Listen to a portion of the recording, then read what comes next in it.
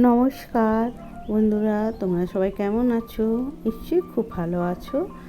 আর দেখো, আমি সকাল সকাল একটা ভিডিও নিয়ে চলে এলাম। তো তোমাদের কাছে অনেক দিন ভিডিও দেওয়া হয়নি, তাই আমি ভিডিও দিতে এলাম। আজকে আসবে আমার মেয়ে। তো প্রথমেই চলে এলাম আমি রান্নাঘরে। এখন কটা বাজে জানো বন্ধুরা? 7টা বাজে। তো আমার ছেলে দেখো মাংস নিয়ে চলে এসেছে।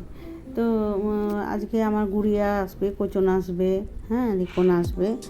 দেখো আমি দুধটাও গরম করে ভাত চাপিয়ে দিয়েছি, আর এদিকে সবজিগুলো কেটে নিলাম। সবজি বলতে আজকে করব কলমি শাক ভাজা আর মাংসর কারি। এছাড়া আমার মানে জামাই না কিচ্ছু খেতে চায় না। গরমে বলবে মা শুধু মাংস ভাত আর শাক ভাজা করবে, বেশি কিছু করলে ও নাকি ভাত ভালো খেতে পারে না। তো দেখো আলুগুলো আমি ভেজে নিলাম। এগুলো ছিল সেদ্ধ আলুগুলোও আমি ভেজে নিলাম। তো কিছু কাঁচা আলু ভেজে নিয়েছি, তারপর সেদ্ধ আলুগুলোও ভেজে নিলাম। হ্যাঁ, বেশি করে আলু দিতে হবে, সবাই আলু খুঁজে, মাংস হলেই আলু চায়। তো দেখো, হ্যাঁ আমার মাংসটা কষাও হয়ে গেল। এবার আমার পুজো আছে, ওই জন্য গোপাল পুজো করতে চলে গেলাম।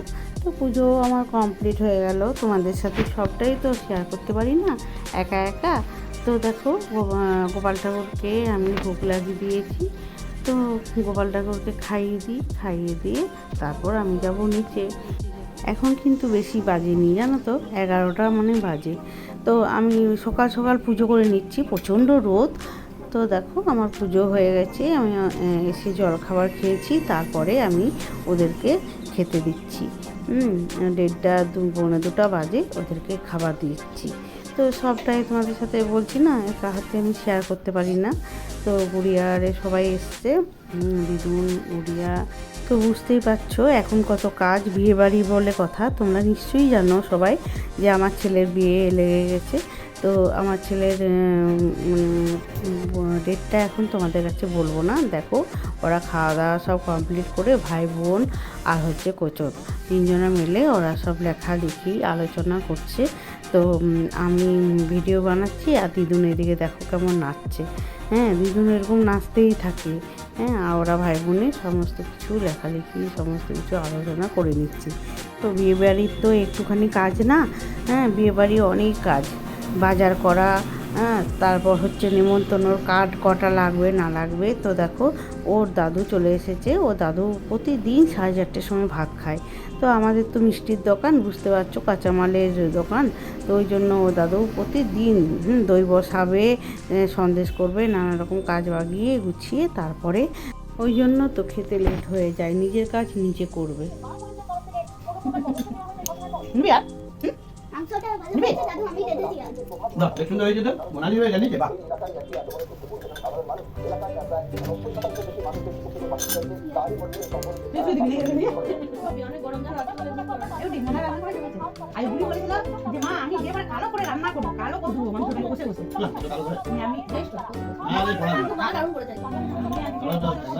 আমার শেষ, কিন্তু আমি আরো চাচ্ছি যাতে আমি দিই।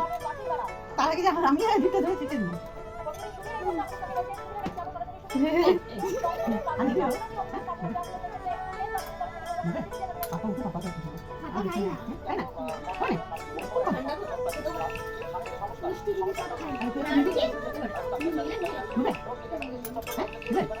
দেখুন বন্ধুরা, এই হলো দিদুনের বাটি। আর এই যে মায়ের বাটি। এটা দিদুনের, এটা আমার, এটা মায়ের। আপনারাই বলুন কাটা বেশি চাটা ফুটা হয়েছে, চাটাই উনারা করবেন বিশেষ করে। ঠিক আছে? না আমারটা। এই তো মায়েরটা যেটা খাই দেই মা ভালো করে। মায়েরটা ভালো করে যেটা খাই দেই মা। তো একদম লাস্টই হলো যাও। আচ্ছা আমি সেকেন্ড হলাম, দিদু ফার্স্ট হলো।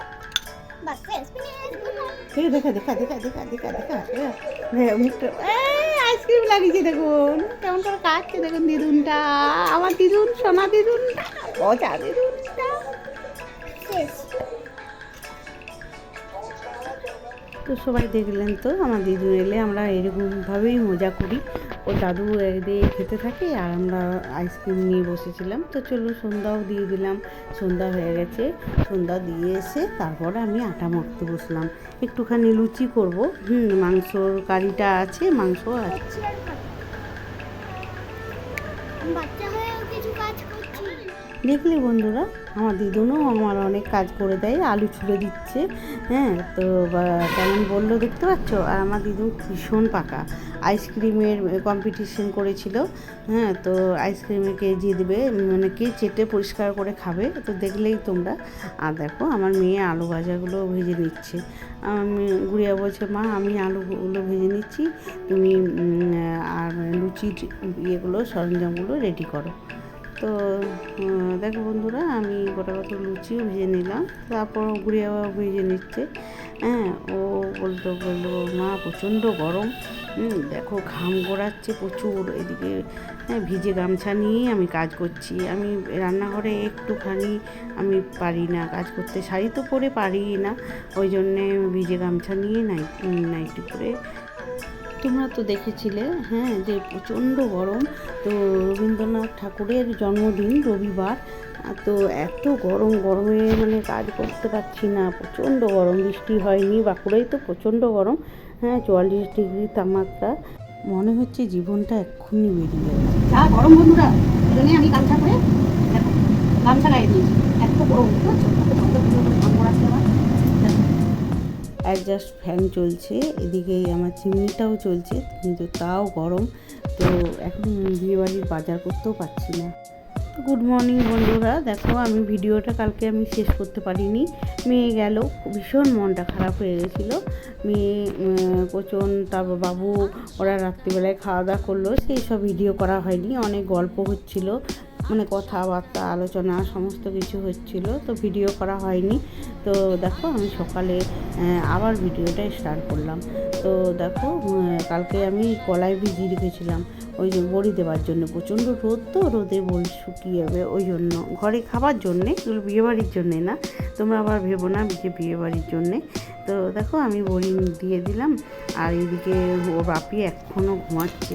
চলো ব্রাশ করে নিই, তখন 6:30 বাজে, তখন আমার বড়ি দেওয়া হয়ে গেছে। তো 6:30টার মধ্যেই আমার বড়ি দেওয়া কমপ্লিট হয়ে গেছে, ওই জন্য ব্রাশ করে নিচ্ছি। বউ চলে আসবে, সার দিতে হবে।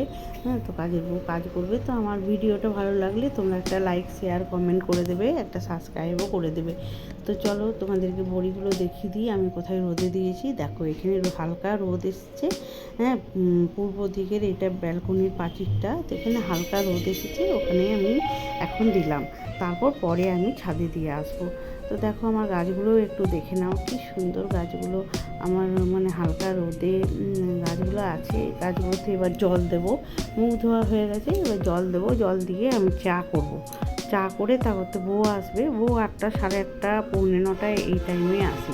তো তোমাদের ভিডিওটা যদি ভালো লাগে একটা লাইক শেয়ার কমেন্ট করে দেবে, একটা সাবস্ক্রাইবও করে দেবে। দেখা হচ্ছে আর একটা নতুন ব্লগ নিয়ে।